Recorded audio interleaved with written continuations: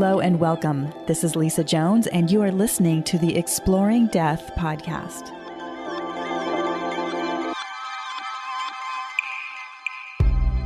Hello and welcome to the Exploring Death podcast. Today I have Ingrid Honkala. Ingrid was born in Bogota, Colombia, where she grew up with her parents and three sisters. From the moment she drowned in a tank of cold water at the age of nearly 3, Ingrid was aware of other dimensions of life than those most of us normally experience. She was also gifted with the wise input of beings of light, who gave her invaluable insights and assistance as she faced the challenges of growing up, falling in love, and finding her professional destiny as a research scientist and oceanographer. Despite many hardships, she accomplished her dreams, becoming not just a successful marine scientist, world traveler, and a mom, but also a mentor and a giver of light. Through her compelling life adventures that journeys from her native Colombia to Europe and her eventual home in the United States, and from a deadly war zone to underwater explorations and a NASA research center, Ingrid reveals how any human experience can be illuminated from within. If we are willing to pay attention to subtle signals, take our intuitions seriously, and forgive our most challenging difficulties, anyone can experience a brightly guided life. Throughout her life, Ingrid has been guided to meet and help many people on their journey to become aware of a deeper reality and reconnect with their inner wisdom. Welcome, Ingrid. Thank you, Lisa. It's such an honor to be here with you today.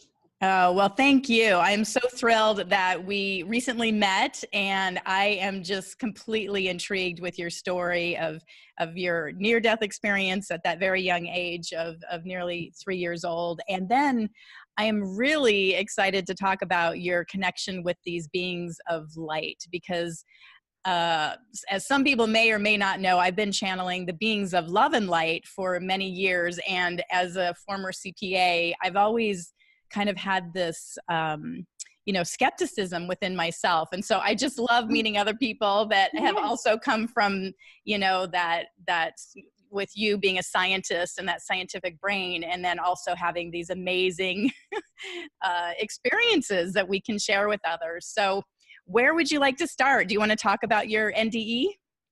Yeah. And actually, I love that you mentioned the beings of light, because I want to talk about my NDE from a different point. Fabulous. And which is the revealing, like with the help of the beings of light, the unraveling this NDE. Because sometimes we go through an experience and we only see the surface of it. And through time, they've been revealing to me the deepest meaning of it. So starting from them telling me many years later in my life, this beautiful sentence, they said to me, nothing in the universe lacks purpose. So they said to me, even your NDE happening when you were so young had a purpose. They said to me, you were old enough to remember, but young enough not to be conditioned yet. So that right there was one of the first change of this whole understanding of this near-death experience deeper. Because I had many questions. I was even asking why I was born so sick, why this happened, why this other happened, why my mom suffered this, why my dad this. So it was all these whys until I started to understand the deeper meaning of all of that. So with that, it came all these answers. The beings of light said to me, learn to ask the right questions and you will get the right answers. So little by little, I started to, okay, what is that I have to ask? Then I asked, what is the questions I need to ask? And from there, all these things started to bring me deeper. And so starting from, they explained to me that I was born as a very sick child. So I could have the contrast I needed to remember my NDE. So for the first 3 years of my life, I was very, very sick. And this sickness came even from my mom and my dad being in conditions of my mom being in a state of depression that was so deep during the pregnancy that she didn't eat well. She drank a lot of coffee. She smoked a lot of cigarettes. She didn't know at the time that this was going to harm the baby. But she did all these things. So I was born with respiratory problems. I was born very sick. So for the first 3 years of my life, I was very sick. So when the accident happened and I fell into this tank and I drowned, it was the first deep contrast I experienced, from feeling so unwell to suddenly feeling absolutely and incredibly well. Wow. So even from there, the beings of light started to show to me the meaning behind everything. And then all this accident happened because my parents at the time, they both worked and they had to leave us in the house at the care of the maid. But again, this had to happen this way. And my sister and I were just too little, and she was a very young person. So she went to, once my mom left, she would just sneak to her bedroom and kind of forget about the world. And my sister and I, being just the little girls, we were like, let's go to the patio. And in this patio, there was this deep tank to do laundry. So at the time, we didn't have a washing machine. And my sister decided to play catch across the tank. And she sat in the flat surface where people just scrub the clothes. And I sat at the very edge at the other side of the tank, kind of like bended my legs. And I was there like pretty much leaning in a very dangerous way. And she dropped this ball to me. And when I went to grab the ball, like it fell in the water and it rolled. And I fell. But this is the other part where this was amazing, because the tank, it was made of cement. It was very deep. And there was a little roof on top of it. So the tank was so dark that if you would look at the tank, you could see like pretty much the reflection like a mirror. So this tank was very dark. Then even the darkness of the tank had a purpose. Because when I fell into the tank, all I saw was darkness. So I was wanting to that was one of the most horrendous, terrifying moments of my life. Being inside this tank, I didn't know at that age that if you fall into water, you drown. So while I was like wanting to escape from this place, wanting to breathe, suddenly all I saw was the darkness. But it was just when this complete and absolute sense of peace, freedom, well-being happened. And in the midst of all this dark time, a light happened. So it was like the light of a candle, but the light didn't come from above, it came from below. So this light came and it was enough to illuminate the whole tank. So later on, the beings of light explained to me, because I really never thought about what the light could be. I thought it could like a candle, something outside of myself. And later they explained to me, no, the light of that candle that you refer as a candle was the light of your own self. Wow. So right there, that was, wow, this is amazing. So from there, I just saw this light, and the light started to illuminate everything, and there was bubbles in the water. And I started to follow these bubbles, and when I turned around, there was a body in the water. And amazingly, I knew that that was my body. And it was not surprising to me. And because I had been sick for so long, when I saw the body, at that moment also, I knew that I could make the decision not to go back. And I just turned around. I'm like, oh, no going back there. I'm having fun out here.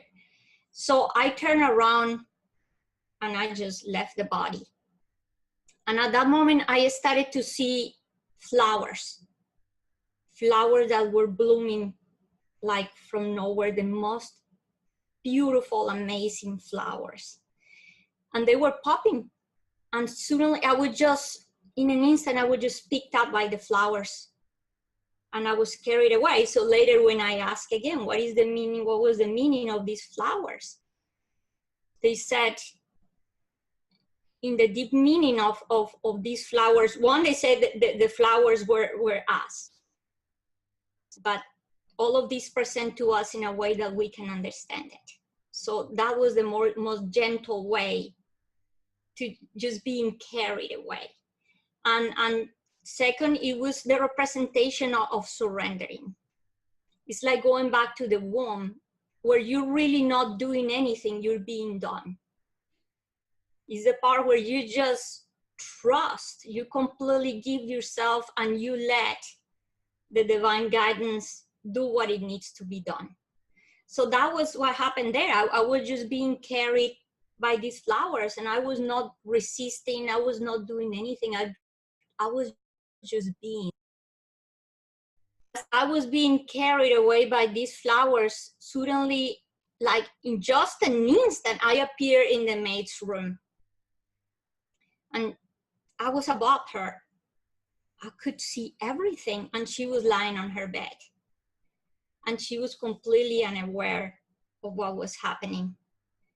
And the memory that I have of this event is so clear that I can even remember the soap opera she was listening in the radio. Then I look at her and just like that again, I appear in my mom's path. And she was in her way to work. She was already about 10 minutes away because she had to walk to get to a bus stop to be able to go to her job. So I looked at my mom and I said, oh, that's mom. And at that moment, she felt that something was going wrong back at home with one of us, with that clarity. And she decided that she had to turn around and not just walk, she started to run. But incredibly, I asked this question, like, why did I meet the maid and my mom? Why did she go back? How was she able to listen? What happened there? And this was recent that I came to the realization that the reason I went to the maid's room and my mom's room was because I was going to come back. I was looking for help. Otherwise, no one would have got me out of the tank. So the being so blessed, that was part of your pre-plan. You were going to come back. Wow, that's intense. I love that. Yes, that is amazing. So my mom ran back and then I started to get distracted by the realization that wherever I put my mind, I could go. Like even if I would picture things that were not there, like animals, I will be there. The end of the street, I will be there. That people playing those kids, I will be there. So it was, at that moment, I realized that time and space were gone. And I was so amused playing this game of going places. And again, just in an instant, I appear in this realm that was made of absolute, pure, bright, intense light. And I felt that I had arrived home. I was completely welcome that was home. Like I had left just that morning to go to work and I was coming back. So it was no time had passed. And I felt that I was not alone. Even though I didn't see anybody, I felt that I was not alone. And until that moment, I didn't realize that I was not Ingrid. Even though I saw my body, I was still having the sense of the persona I was. Then I realized, oh, I'm not that. I am a being of light. So it's when I understand the connection of the light I saw in the tank. That's the light, like the beings of light said, that was the light of yourself. You were that light. Oh, I am a being of light, I realized. And at that moment, when I had this realization, I started to fuse and become one with the whole. Although I was still having that sense of self, but from there, Lisa's like everything vanished and I experienced a sense of nothingness. And when people ask me what is nothing, and I said it's impossible, you cannot explain what nothing is. I can tell you what it is not, which is the absence of absolutely everything we know with our senses, with our mind, and with our limitations. Says the absence of color, form, texture, meaning, concept, just anything we know. And you go beyond. At that point, you're not even part of anything. The concern of anything related with this realm is gone. Now you are out there. And at that moment, when I was in that state of absolute being, just out there, my mom arrived home. And although we live in a very big house, she knew exactly where to go. So that's the other thing. Said that everything, we are guided. We're absolutely guided. She went to the back patio, and my sister, who was only 1 year older than me, was leaning in the tank because she wanted to help me. She couldn't do anything. And she looked at my mom and she said, "Mom, Ingrid is there." But thanks to her again, because if I would have been playing alone in the tank, I would have drowned. So no, I was with her. So the purpose of my sister was to show my mom I was in this tank. My mom got me out, and this is all the connections. She knew how to do CPR. So she started to revive me, and she took me out of the water. I was like a raggedy doll. The lips were blue, no pulse, no breathing, nothing. And she started to revive me, but I was so disconnected from this world, from this reality, that I didn't feel absolutely anything until it reached the moment that I felt that I was being pulled back. And I had jumped from the tallest building in the world. Like if I had jumped from an airplane. And I felt this vacuum, empty feeling inside me, like, and I was pulled like a vacuum, nothing you could resist. And I was back in the body. And I knew I was back because, again, all those feelings of discomfort and pain and just feeling trapped, and it came back, and I just was very disappointed at that moment. No, I don't want to be back. But yeah, the beings of light, like I said to you, they say, no, you were going to come back. Wow. So I didn't need to be told. It was part of the script. Exactly. Well, and you were brought back so you can be sharing your story right here, right now, right? Exactly. So everything has a purpose.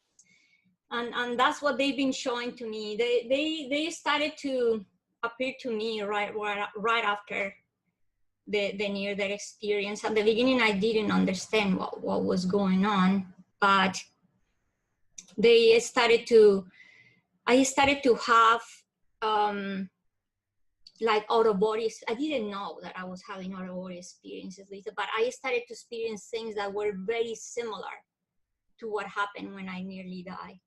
Like I was seeing colors, experiencing movements, sounds that I have never experienced in this realm as Ingrid. And suddenly I was somewhere else. And it was very disturbing at the beginning, to the point that I was fearful to go to bed. So that plus the near-death experiences, I was being really deep trouble at the moment. And my parents, it was hard for them to understand what was happening. And I was very detached from my name, from my persona, from my parents. And I would look at my parents and feel that they were not my parents. I felt them as my equal. And I would look at the world, and I just was seeing, and now I know the kind of world I was seeing, but at the time I couldn't comprehend it. So I will tell my parents, you don't understand, this is not my name. This is not me, I should not be here. Imagine a 3-year-old saying that. My mom was like, she was losing it until I started to have these experiences, and I realized that when I was being taken to these other realities, I was having a glimpse of the realm of the light that I saw when I nearly died. So I started to get excited. I'm like, oh, I want to go. I want to go.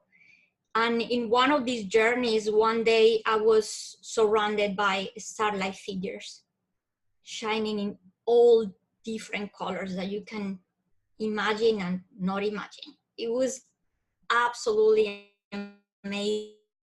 And I was eager to go back. And in one of these journeys, a golden light turned itself into a human form. And it approached me, and it just very gently touched me. And I looked at it and I said, oh, you are a being of light. And that's why I started to call them beings of light. And after that, they started to appear more often. And the first time I saw them, like here with my eyes open in this realm, was because I was taking a shower, very relaxed. You know, in those moments where you're relaxed, where your vibrational energy is higher. And for me, water is like feeling. That's why I became an oceanographer, I guess. For me, the ocean, the water is like my place where I feel very relaxed. And I was taking this shower when a big blue light appeared in the bathroom, and it shone like in such power. And I looked at it and I'm like, oh, you are a being of light. And from there, they started to appear anytime, anywhere. And they didn't do or say anything, but I was so happy. And I felt so loved in their company that I started to heal and feel better, and started to approach people, and I started to talk more, and then my parents were happy, of course. And I told them that when I went to bed, and that I could see beings of light, and yeah, they thought I was dreaming. So for them, it was enough that I was doing okay. They were very busy people, and Colombia at the time was going through a war, very hard times in Colombia. So there was not really time sometimes to just stop there and think about anything else other than living the hardships of the daily life, how to survive the day to day. So I was mostly pretty much left.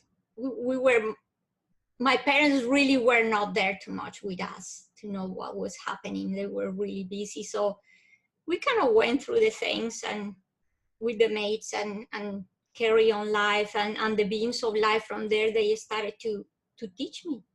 And they started to guide me, but they said to me that it was best for now not to talk to others about them and about what they were teaching me, because they were not going to understand. And I was too young, and I said to them, what do you mean that they're not going to understand? But soon I realized that it was true, because every time I tried to mention anything or anything was different to what I said to anybody, they would look at me scared, and what is she talking about? What is going on with this girl? And I realized, oh yeah, I have to be quiet. Wow, that's just, what a great story. Thank you for sharing that. And I love that the beings of light, I feel like they became your guardians to help you heal, and also to kind of school you, I guess, on this whole other realm, and that you can see them, and you still see them today.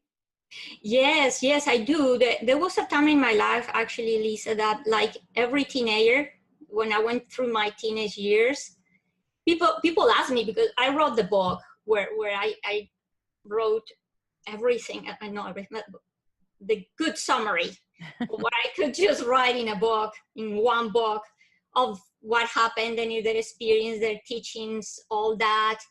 And people ask me, because there was a chunk of my life where I went through a lot of suffering, through a lot of pain, and they said, like, how could you leave the beings of life? How could you do what you did? And I said, because that's what we humans do. We choose sometimes the path of suffering because that's the way to get to contrast and to see where we are.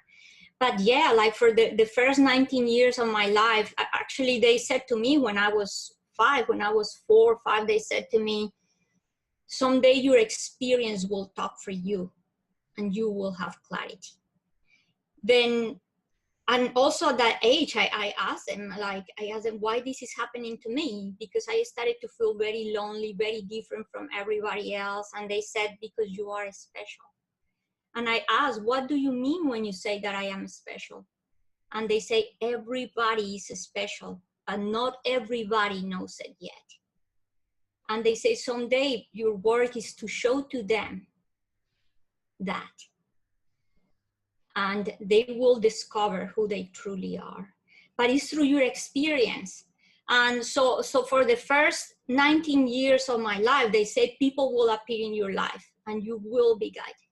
So it's amazing that me living in Colombia with a Catholic culture that was like 98% of the population at the time, I started to meet people that was looking for different spiritual paths. And one of those people was actually my own mom, who had been seeing spirits since she was 5.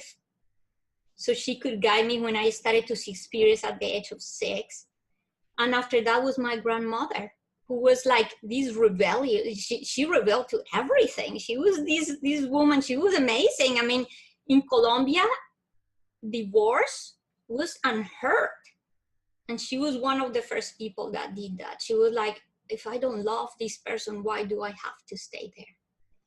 And then she joined the Rosicrucian order because she wanted to look for other paths, and that's what was available, like what she could see at the moment, another way to see life differently apart from the Catholic teachings. Then she started to study Hinduism and Buddhism and all that. So by the age of 8, she taught me how to meditate.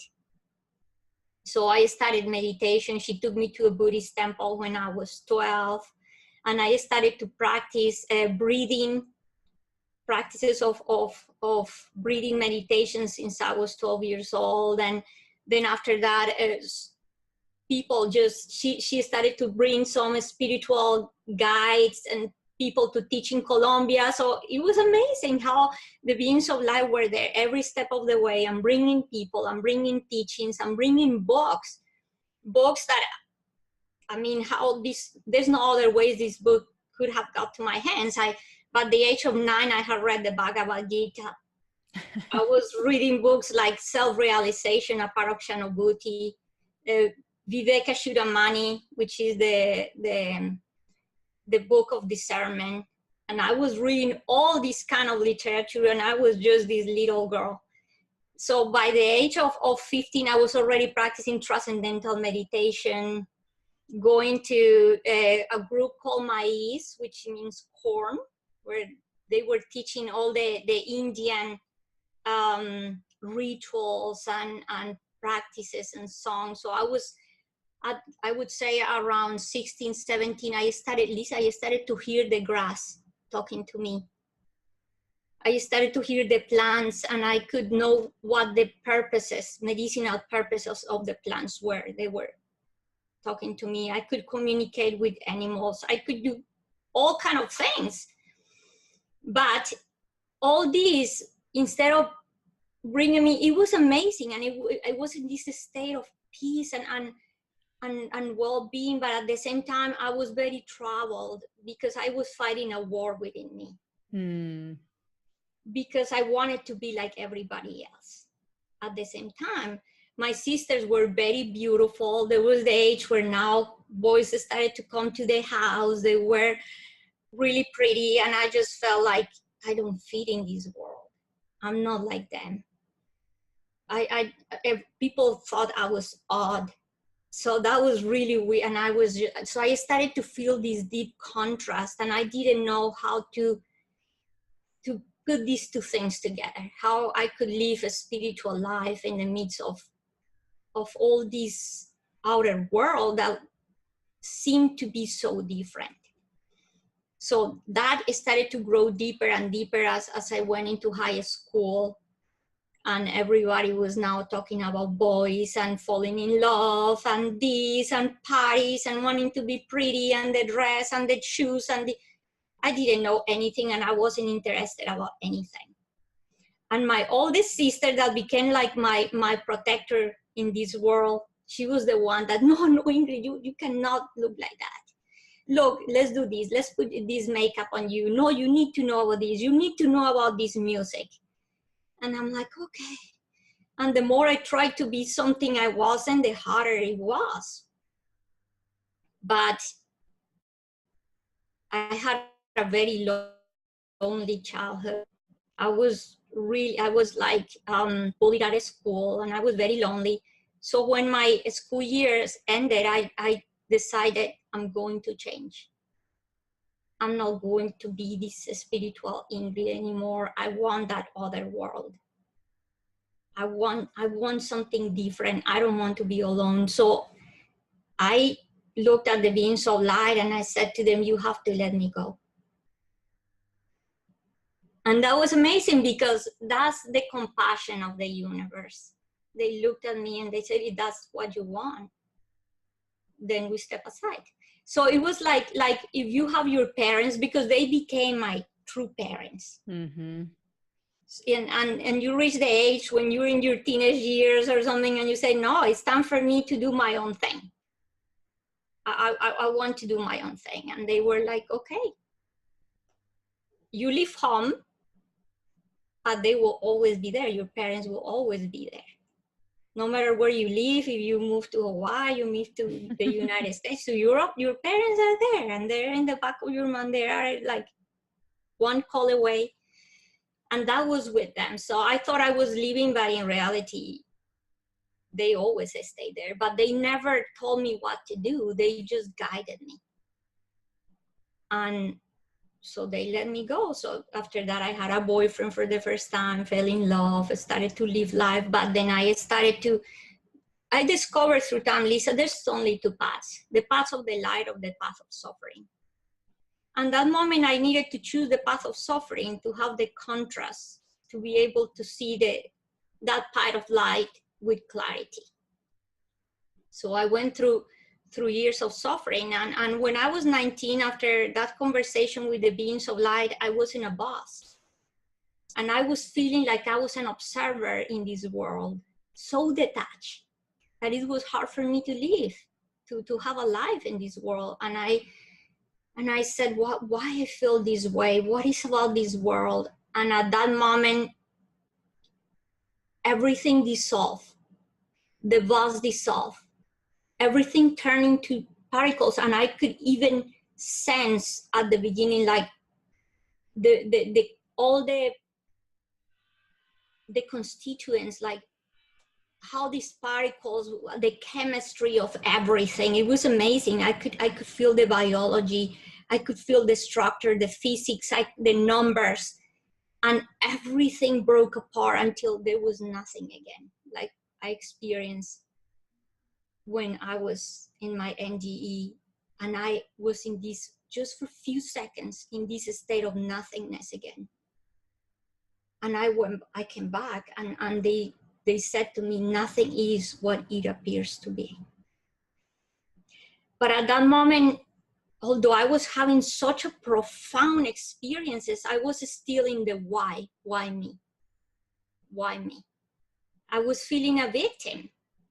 So I had to go through years of preparation to get out of the victim mentality and go back to the light. So when this happened, I asked, some questions. I asked them, how is it possible to forget who we truly are?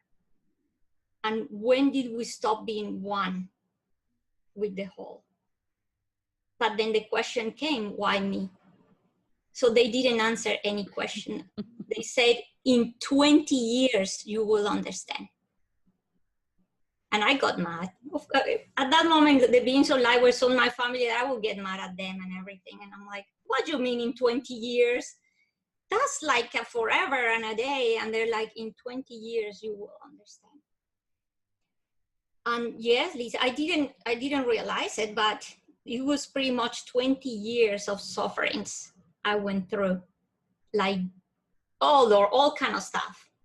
All kind of stuff happened. I fell into really deep stuff, all kind of things. I wrote all of that in the book, and to the point that people said to me, oh, your book is brutally honest. And I said, yeah, it's the only way. It's the only way to just give the truth and share the path, is being honest. So I went through those 20 years of suffering, and that was when I was 19, the bus. And when I was 39 is when the change came. And I didn't realize it at the moment, but it's when I had to stop after so many things happening. I went to live in a war zone, and that was the moment when, okay, things went so crazy that it needed a stop in the path. And after that, a couple of years later, I met a person, and all the synchronicities in life brought me to meet the Dalai Lama. So I went to India. I spent a week receiving his teachings, and from there it was pretty much like, I would say, the roller coaster to the light, because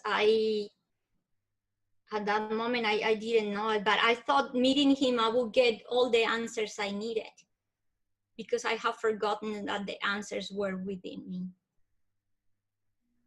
And after that is when the deep transformation and deep change happened. And when I understood that all of these that had happened was for me to find myself, to go within. I needed all this contrast, all this suffering, to stop looking outside and start looking within. Right. And it's when that true surrender and the feeling again, like the flowers were carrying me, started to happen. Since that very moment, and with the teachings of the beings of light, the first teachings were trust. Let yourself just be carried. And life will just bring you there. The doing is not outside ourselves. The doing is within. Once we become at peace within ourselves, once we discover that light within ourselves, that we are that love, is all we need to do. The outside will manifest. Right. We will be that light. It's like when St. Augustine says, love and do whatever you want. Yes, once we are that embodiment of love, it doesn't matter. That's the being, and the rest will unfold around us according to that. Exactly. Well, I want to ask you that a question, because maybe people listening, I mean, you've had these tremendous experiences and you've got this connection with the beings of light. So for just say somebody who's listening that's like, well, yeah, but I've never had that spiritual path and I'm suffering. And so what can I do? I mean, do you have any like steps or ideas for somebody that maybe hasn't been on that spiritual path to point as of yet? But yes, actually, I know that for somebody that is at the moment right now in the suffering, it's hard to see it. Mm-hmm. But even for that person, I tell that person, look back and see your experiences and see where those experiences have brought you to be today. Start having that awareness. awareness is the key to the light. Because when we start realizing, oh, if that didn't happen, I wouldn't be here. If that didn't happen, I wouldn't meet that person. If that didn't happen, once we start establishing connections and bringing awareness into our life, what happened? We start becoming grateful for the things that have happened. And when we start bringing, even if it's little things, we don't have to start with big things because that's too overwhelming. I said to people, it's like if you have a big house that is all messy. So that's all you're suffering. You're in pain. You have this huge house and the house is a mess. So that's the representation of us. We're a mess with our life, with our craziness, with our sickness, with our parents, with our everything. We cannot expect to resolve this house, to clean this house in a day. But if I become aware that, yeah, there's a mess in my life, how I fix it, how I start fixing myself, then now I go back to look at the house and say, how I start fixing that house, one room at a time. If I cannot even do one room, one space at a time. What if I start by clearing the dining room table? Little by little, we start doing the work. And then we someday realize, oh, the house is clean. So we cannot push ourselves to go full throttle with everything because we already have created this momentum in our life. Like when you have this car at the top of the hill and you push it down, you cannot expect just to stop it once it has all this momentum with it. You have to do it slowly, at least. Sometimes the car has to go all the way down until it hits something for us to have that stop in our life. And sadly, in many cases, it happens with a sickness. It happened with the death of somebody we love. It happened that life hit us so hard for us to stop and realize, oh man, if this sickness didn't stop me, I would have never think this way. And we hear it all the time. If this person didn't die, or my parents didn't go through such a hard time, whatever it is, I would not have stopped and start asking why this is happening. Everything starts with that question: why is this experience happening to me?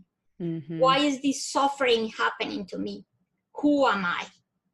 What is all this for? Once you stop and you start asking these questions, then now a book happened, a person happened, a video happened. It's like, wow, somebody that will come and give you some words of like love and kindness will happen.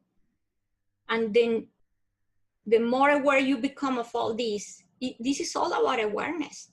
The more aware you become about it, then now you start realizing, wow, these experiences, this suffering happened for a reason, and you start appreciating it. Mm-hmm. Once the moment you start putting appreciation in something that made you suffer, you switch your whole perception. And changing in perception is actually a miracle. Because we could be wearing these glasses that were red and seeing the whole world were in red, and suddenly you took these glasses off. The world was never that color. Mm-hmm. So you switch that perception and you realize sometimes at the beginning, nothing around you is changing, but you changed. And once you start seeing the world with different eyes, you're starting to do that change within yourself, and the environment around you will start changing. That's but right. You don't need to do anything to the outside. It's all the work within. So I said to people, start little by little. Start by bringing anything that make you feel grateful, that make you remember, wow, that happened and this brought me to this. Even if it doesn't have to be a negative thing. So we start seeing the patterns in our life, the connections within things, and start bringing that sense of appreciation and gratefulness. I said to people, gratefulness is the highest state of vibrational energy there is, because what makes you feel grateful, what makes you feel great. Say, oh, I feel great. that's a state of gratefulness. Mm-hmm. I love that. Well, and I love your analogy about the house, if the house is a mess, because I think what I like to, if you observe your life, what's going on outside of it, I mean, that's an indication of what's going on inside of you, you know? Yes, So if yes. your house is a mess, it's like, oh my gosh, then that means inside, you know, is a mess as well. And so, and then the idea of just taking it step by step, you know, even like, Yes. and I what I love too about that is it changes the energy, because even if you start with, say, your dining room table, or even I suggest, you know, like a drawer in the kitchen, like just start with one drawer, and then, but the momentum, once you start, the energy starts to shift, and then you start feeling better, you start feeling grateful, then it just starts moving, you know, in that Yes, direction. So it's yes. amazing how just those little action steps can start shifting everything. Yes, and I say to people, and pat yourself for the things you do, because don't expect the love to come from outside. Right. When you feel that wow moment, once you clean that drawer, stay in it, not expecting someone to come and say, yeah, it looks great. Yeah, you show it and they say no, no matter, but it's like how you feel, how you feel. Another very important thing is as not to run away from what we feel. We've been told all our lives, don't feel that way, don't cry, don't suffer, don't this, don't that. What about if we stop that and we welcome these feelings? Like when something, you feel like angry, you feel desperate, you feel like fearful, stop there. And instead of pushing it away, if you have that is little space that you can do it. If it's too much, then just do it when you can, when you feel, when you're not in the fear. So sit later, because it could be overwhelming. Again, like the house, which if I think about fixing all these houses, I feel so overwhelmed. Step aside, sit and say which room I'm going to fix first. Same thing. There was a moment of anger, there was a moment of big fear. Oh, you cannot do anything at the moment. Go through your emotion later. What this is trying to teach me, what this is trying to show me. I do it actually to the point, it sounds funny, but I will visualize like, okay, my fear is like a person. I can even give it a name and say, Bob, come and talk to me. What is that you want to tell me? Why you are here? Then now you are accepting, you are allowing this feeling, this experience to happen, and you are not pushing it away. You are not stopping it and making it something wrong or negative. If that feeling is there, there's a reason for it. So I said, people, invite it, talk to it. What is behind this? Where does it feel? And it's amazing sometimes when we start talking with our own self and talking with these inner feelings, we start discovering things that we don't even know were there. Childhood traumas, things that happened when we were in college, during our marriage, whatever, things that we didn't even know were, and we ask for clarity. Please, God, give me clarity.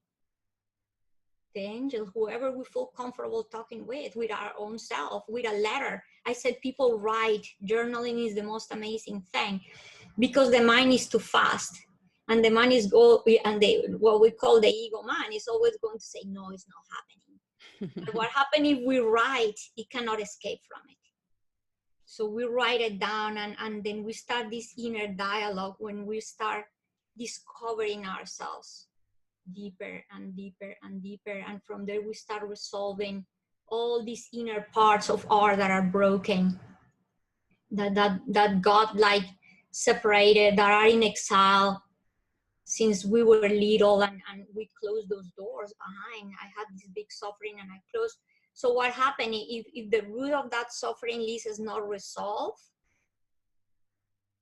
We're going to continue alive with a broken part of us.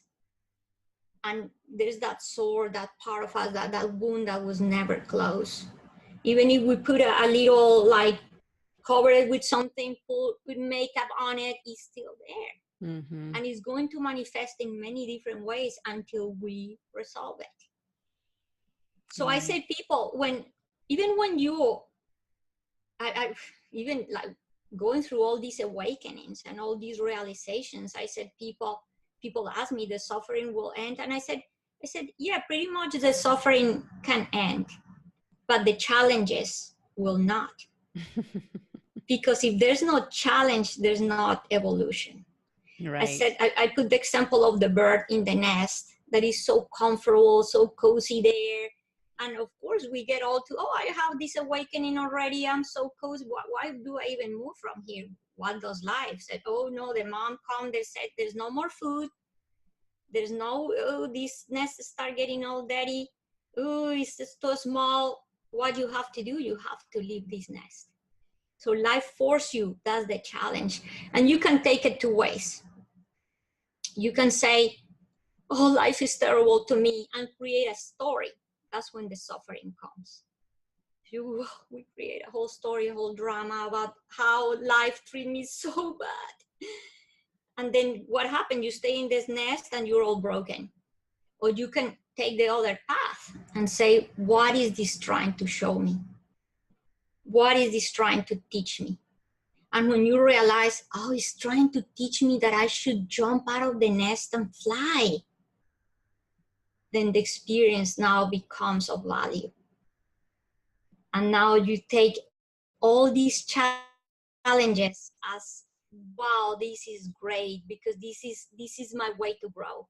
This is my way to evolve. This is what the universe is giving me. And it's when we start realizing, wow, this is God's doing for me to grow, for me to evolve, not to harm me, not to like push me away, not to just leave me aside. No, if we start now become aware that all this is the contrast I need to know where I am and to be able to continue my path to greatness, then, nowadays what I do, like, I welcome challenges. That's right. I look crazy, but I do.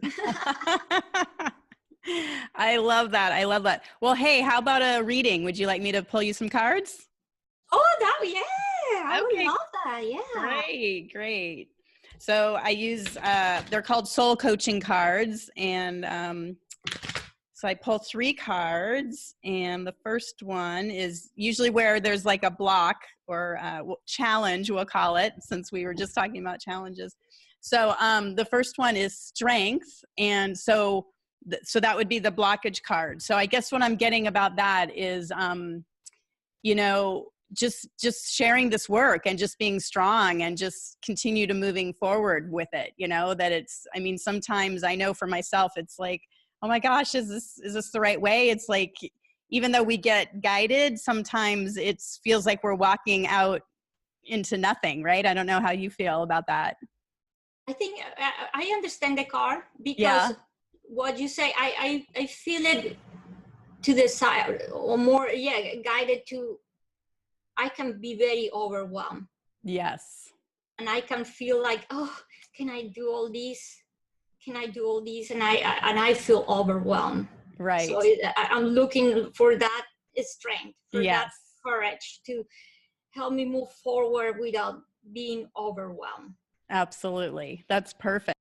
So your action card is success, which, like we were talking about before, when, you go out and you're sharing your stories and doing this work, you just need to pat yourself on the back and know that you are a success, and that it's not, you don't need to look for it from the outside, that it's all being given to you from spirit and from, your own internal. That's beautiful. That's beautiful. Yeah. And that's the work I've been trying to do, Lisa, just to surrender. And it is not easy, because there's so much sometimes like resisting in the mind.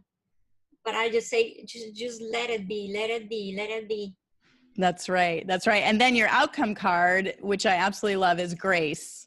And so the more that you can fall into allowing yourself to walk on your path and to surrender, like you said, the more grace will just show up, and just your path will be unfolded. And again, like you mentioned, not without challenge, but the challenges, instead of suffering from them, they become that, as I like to call them, your platform to go to the next level, you know, to step up on and to be able to, you know, be even bigger and bolder than you were before. So. Oh, this is so beautiful, Lisa. And I love these cards, and I think they're right on it. They're showing me where I am right now in this path. And we can go like sometimes like in a roller coaster, not knowing if we're doing the right thing. And that's right. It's just like knowing that, yeah, the path is just unfolding. That's just right. Go with it. Just go with it. The things that you need to do, you will know. And just be the light. I said we're just vehicles. We're vehicles, and we let this light happen through us. Then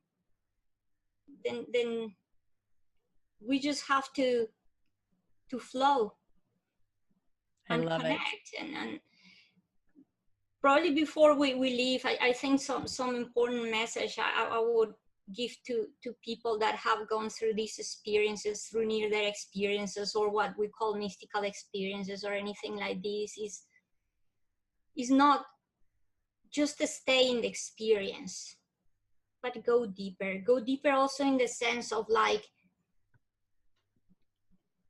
the love that you came with it, the light that you came with it. That's what you have to hold on to. The work is within ourselves. Like the beings of light said to me since I was very young, Lisa, they said your path is the path of gentleness. We're not here to convince anybody of anything. We're here to be givers of light.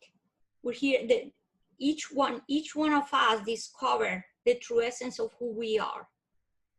And we see that, like I saw in that tank, and that they revealed to me, and I saw when I went to the realm of the light that I was that being of light. I am that light. You are this light. And now we cannot come here and force this into others. Even if it takes a lifetime for us to show to others that light exists, so it will take a lifetime, but it's not through forcing it, it's through being. When I asked the beings of light, what do I do with the ones that don't believe? They said to me, do or say nothing. The light of your awareness is all they need. I love that. So true. Yes, that's it. It's just about be that example. They said, your experience someday will talk for you. Mm-hmm.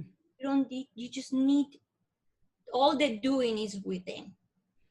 That's once right. we resolve ourselves within, once we are that peace, that love, that grace, that kindness, that compassion, then we have resolved ourselves, and the world around start getting resolved. That's beautiful. The peace in the world is not out there, it's within. Yes. Yes, so true. So how can people get a hold of you? What's the name of your book, first of all? And then we'll have the links on the website. The book is A Brightly Guided Life, How a Scientist Learned to Hear Her Inner Wisdom. And the book is on Amazon. And they can find me on my website at ingridhonkala.com. Also, I have a YouTube channel. It's Ingrid Honkala. And also I appear on Facebook, Instagram, and Twitter, and all the platforms I appear as Ingrid Honkala, PhD. Fabulous. And we'll have all those links as well so people can find you easily. So, well, Ingrid, this was just amazing. I could listen to you all day. I so feel your light shining from you and all of your words of wisdom, just absolutely beautiful. So thank you for spending time with me today. Oh, Lisa, this has been amazing. Thank you very much. I am so honored to meet you. I loved meeting you at the conference. It's just, you have such a beautiful light, and this is all we need.